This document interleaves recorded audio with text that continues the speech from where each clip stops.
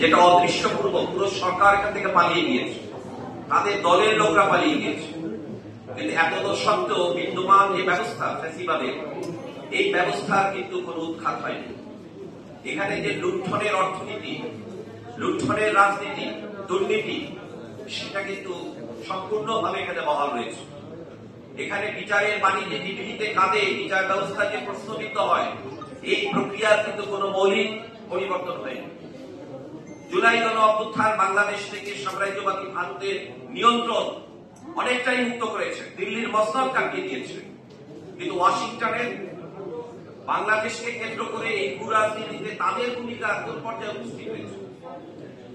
এরকম একটা পরিস্থিতিতে জনগণের হাতে ক্ষমতা আনার প্রশ্নটা খুব গুরুত্বপূর্ণ।